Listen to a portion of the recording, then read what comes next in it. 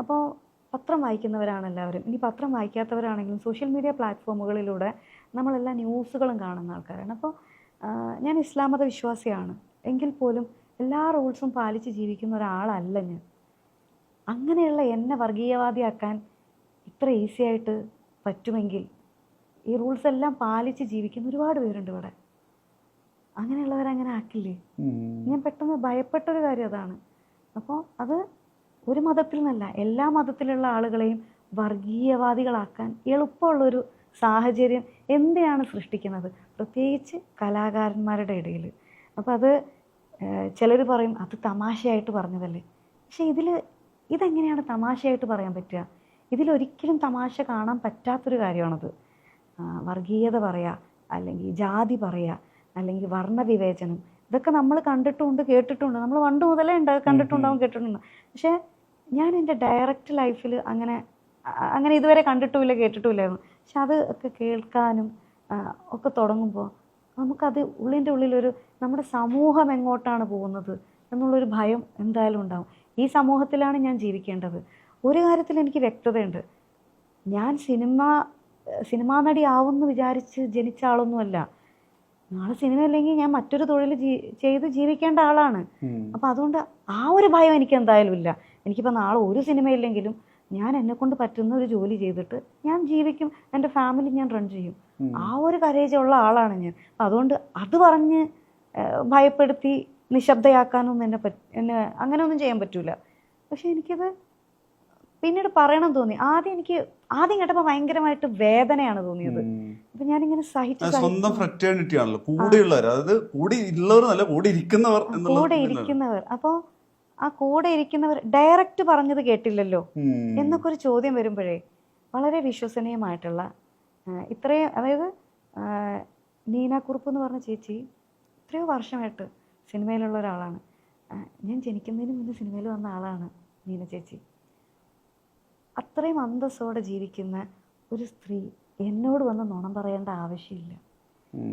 അപ്പോൾ അത് കൂടെ ഇരിക്കുന്നവരല്ല ആദ്യം മനസ്സിലാക്കേണ്ടത്. ഈ സമൂഹം അത് മനസ്സിലാക്കുന്നുണ്ട്, പക്ഷെ കൂടെ ഇരിക്കുന്നവർ അറ്റ്ലീസ്റ്റ് അതൊന്ന് ചോദിക്കാമല്ലോ. അതുപോലെ ഞാനിപ്പോൾ എന്താ പറയുക, ഒരു മതസ്ഥാപനത്തിൽ നിന്ന് ടൈറ്റിൽ സ്പോൺസർഷിപ്പ് സ്വീകരിക്കരുത് എന്ന് ഞാൻ പറയുന്നതിൻ്റെ റീസൺ എന്താണെന്ന് വെച്ചാൽ, ആ മതസ്ഥാപനത്തിൻ്റെ പണം ആ മതസ്ഥാപനത്തിനുള്ളതാണ്. അവിടെ വരുന്ന ഡിവോട്ടീസിനുള്ളതാണ് ആ പണം. അത് ഏത് മതസ്ഥാപനം ആയിക്കോട്ടെ. അത് ഒരു ചലച്ചിത്ര മേഖലയ്ക്ക് സംഭാവന ചെയ്യേണ്ട ഒരു പണമല്ല അത് നമ്മൾ വാങ്ങിക്കാനും പാടില്ല. അത് ഞാൻ വളരെ ശ്രദ്ധയാണ്. ഇപ്പം ഒരാൾ പറയും അൻസിബ ഒരു കാര്യത്തിൽ എൻകൗണ്ടർ ചെയ്യുമ്പോൾ, ഞാൻ ഈ ഒരു അമ്പല കമ്മിറ്റിയുടെ ഫണ്ട് എടുത്തിട്ട് അമ്മയ്ക്ക് സ്പോൺസർ ചെയ്തു എന്നുള്ള വിവാദത്തിൽ അൻസിബ വളരെ ക്ലാരിറ്റി പറഞ്ഞ് ഞാൻ വീഡിയോയിൽ ശ്രദ്ധിച്ചത്, അമ്മയുടെ ബൈലോയിലുണ്ട് ഇതൊരു ചാരിറ്റബിൾ ഇൻസ്റ്റിറ്റ്യൂഷനാണ്, ചാരിറ്റബിൾ സംഘടനയാണ്, അപ്പോൾ നിങ്ങൾക്ക് ഡൊണേഷൻ കൊടുക്കാം, സ്പോൺസർഷിപ്പ് ഓപ്ഷൻ ഇല്ല. അപ്പോൾ നമ്മൾ സ്പോൺസർഷിപ്പിൽ കാണുന്നത് ഹോം അപ്ലയൻസ് കമ്പനിയും അങ്ങനെ ഈ പറയുന്ന മറ്റ് പരസ്യം ടെലിവിഷനും ഡിജിറ്റൽ മീഡിയക്കൊക്കെ പരസ്യം കൊടുക്കുന്ന സ്ഥാപനമാണ്. എല്ലാവരും സത്യത്തിൽ ഞെട്ടുന്ന സാധനം, കേരളത്തിലെ ഒരു അമ്പലത്തിന് എന്തിനാണ് അമ്മയുടെ ടൈറ്റിൽ സ്പോൺസർഷിപ്പ് കൊടുക്കേണ്ടത്? തിരിച്ച് സംഭവിക്കാം, ഏതെങ്കിലും താരപരിപാടി അവിടെ ഏതെങ്കിലും തരത്തിൽ കൊളാബറേറ്റ് ചെയ്യാം എന്നുള്ളതാണ്. പക്ഷെ അവിടെ പോലും അതിൻ്റെ മെറിറ്റിനെ, അതായത് ഈ സംഘടനയുടെ വിശ്വാസ്യതയും സംഘടനയുടെ സുതാര്യതയും സംഘടനയുടെ ഒരു എന്താ പറയുക ഐഡന്റിറ്റി നിലനിർത്താൻ വേണ്ടി ഉന്നയിച്ചൊരു ചോദ്യത്തെ, ആ ഒരു സംഗതിയെ പോലും ഇപ്പുറത്തെ അവിടെയും ഒരു വർഗീയതയുടെ രീതിയിലേക്കാണ്. അതെ, അപ്പം ഞാനത് പറഞ്ഞത് ഞാൻ മുസ്ലിം ആയതുകൊണ്ടാണ് അങ്ങനെ പറയണതെന്ന് കേൾക്കുമ്പോൾ എനിക്കുള്ളൊരു വേദനയുണ്ട്. ഞാനൊരു ഇന്ത്യൻ പൗരയാണ്. അപ്പോൾ ചില കമൻറ്റുകളൊക്കെ കാണുമല്ലോ, പാകിസ്ഥാനിൽ പോകുന്ന പലയിടത്തും. ഞാൻ ഓപ്പണായിട്ട് പറയാണ്, നമ്മൾ കാണുന്ന കമൻറ്റുകളാണത്. ഇത് കേൾക്കുമ്പോഴൊരു വേദന ആലോചിച്ചിട്ടുണ്ടോ? അത് കേൾക്കുമ്പോൾ ഉണ്ടാവുന്ന വേദന ചിലരത് വളരെ നെഗ്ലക്റ്റ് ചെയ്ത് കളയും. ഞാൻ നെഗ്ലക്റ്റ് ചെയ്ത് കളയാറുണ്ടെങ്കിൽ പോലും എന്തിന് എന്നോടത് പറയണോ എന്നുള്ളൊരു ചോദ്യം വരുന്നില്ലേ? അപ്പോൾ അത് ഭയങ്കര വിഷമമുണ്ടാക്കുന്ന കാര്യമാണ്. അത് ഇന്ത്യയിൽ ജനിച്ചു വളർന്ന എല്ലാവരും ഇന്ത്യക്കാർ തന്നെയാണ്. അപ്പോൾ അത് പെട്ടെന്ന് ഒരാളോട് മാത്രം ആ ഒരു ചോദ്യം ചോദിക്കുമ്പോൾ പെട്ടെന്ന് ഒരാൾ മാത്രം പിക്ക് ചെയ്ത് അപ്പുറത്തിട്ട പോലെ തോന്നും. അത് ഭയങ്കര വിഷമമുണ്ടാക്കുന്ന കാര്യം. പ്രത്യേകിച്ച് നമ്മളൊരിക്കലും അങ്ങനെയൊന്നും ചിന്തിക്കാതെ ജീവിക്കുന്ന ഒരു സ്ഥലമാണ് പ്രത്യേകിച്ച് കേരളം. അപ്പോൾ അങ്ങനെയുള്ളൊരു സ്ഥലത്ത് നിന്ന് അങ്ങനെയുള്ളൊരു അനുഭവം വരുമ്പോൾ വേദന ഉളവാക്കുന്ന കാര്യമാണ്. അത് ഇനി ഉണ്ടാവരുത് ഒരാൾക്കും. അതുകൊണ്ടാണ് ഞാനത് പബ്ലിക്കായിട്ട് എനിക്ക് പറയണമെന്ന് തോന്നിയത്. അപ്പം ഞാൻ രാജിവെച്ച സമയത്ത് പോലും കാര്യങ്ങളൊന്നും പറഞ്ഞിരുന്നില്ല. ഫെബ്രുവരിയിലല്ലേ രാജിവെക്കുന്നത്? ഫെബ്രുവരി 21 ഞാൻ രാജിവെച്ചു.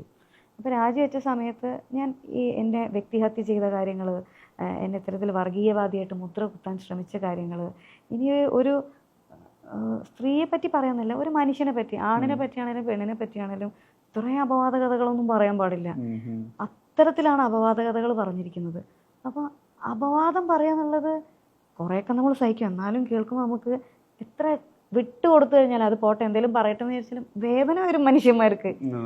അത് പറയുന്നു. ഒരു FIR പോലും ഇടാത്ത ഒരു ഒറ്റ നോട്ടത്തിൽ തന്നെ വ്യാജ പരാതിയാണെന്ന് മനസ്സിലാവുന്ന ഒരു കാര്യത്തിൽ വളരെ ഇൻഫ്ലുവൻസ് ഉണ്ടെന്ന് മനസ്സിലാക്കുന്ന തരത്തിൽ ഒരു പോലീസ് സ്റ്റേഷനിൽ വിളിച്ചു കയറ്റി 3 മണിക്കൂറോളം ഹരാസ് ചെയ്യാം. അത് നീ ഭയങ്കര ദൃശ്യം സിനിമയിൽ ഞാൻ ഇത്രയും ബുദ്ധിമുട്ടിയിട്ടില്ല. അപ്പൊ എനിക്ക് അത് ഭയങ്കര വേദനയായിരുന്നു അത്. അപ്പൊ ദൃശ്യം സിനിമയിൽ ഒരു ക്രൈം ചെയ്തിട്ട് ആ കുട്ടിക്ക് പോലീസ് സ്റ്റേഷനിൽ കയറേണ്ടി വന്നിട്ടില്ല. അപ്പൊ ഇത് ഒന്നും ചെയ്യാതെ പോലീസ് സ്റ്റേഷനിൽ കയറ്റിയിരുത്തി. അപ്പൊ അത് നമ്മുടെ ലോ പ്രകാരം നോട്ടീസ് ഇല്ലാതെ വിളിപ്പിക്കാൻ പാടില്ല. അപ്പൊ എനിക്കിതറിയില്ല. വിളിച്ച പാടെ കേട്ട പാതി കേൾക്കാത്ത പാതി ഞാൻ അങ്ങോട്ട് പോയി അവിടെ 3 മണിക്കൂറിലേറെ ഇരുന്നു. 10:30 എത്തി, 11 മണിക്ക് ക്യാബിനിലേക്ക് വിളിക്കുന്നു. 11:30 ഈ പരാതി കൊടുത്ത വ്യക്തി അവിടെ എത്തുന്നത്. അത് കഴിഞ്ഞിട്ട് ഇരുന്ന് പരാതി കൊടുത്ത ആളുടെ ഭർത്താവ്, SI 3 പേരും കൂടെ ഇങ്ങനെ ഇരുന്ന് ചോദ്യം ചോദിച്ചുകൊണ്ട് ഭയങ്കര ഇൻട്രോഗേഷനാണ് നടന്നുകൊണ്ടിരിക്കുന്നത്. എന്നിട്ട് പരാതി കൊടുത്ത ആൾ എന്നെ ഇത് റെക്കോർഡും ചെയ്യുന്നുണ്ട്. അത് പിന്നീടാണ് ഞാൻ അറിഞ്ഞത്. ഈ പരാതി കൊടുത്ത ആൾ പിന്നീട് മൊഴിയെടുക്കാൻ വേണ്ടി വിളിച്ച സമയത്ത് എൻ്റെ കയ്യിൽ 1 മണിക്കൂർ 17 മിനിറ്റ് എത്രയോ സെക്കൻഡ് ഡിജിറ്റൽ തെളിവുണ്ടെന്ന്. ഞാൻ ഞെട്ടിപ്പോയി. അത്രയും പ്ലാൻ ചെയ്ത് വന്നിരിക്കുകയാണ് അവിടെ. അതേ പരാതിക്കാരി തന്നെ ഇതിലൊന്നും കഴമ്പില്ല എന്ന് പോലീസ് പറഞ്ഞപ്പോൾ പറയുന്നത് ഈ കുട്ടി പറയുന്ന എല്ലാം നുണയാണ്. ഈ കുട്ടി അവിടെ വന്നിട്ട് ആകെ സ്പെൻഡ് ചെയ്തത് 20 മിനിറ്റാണെന്ന് പറഞ്ഞു.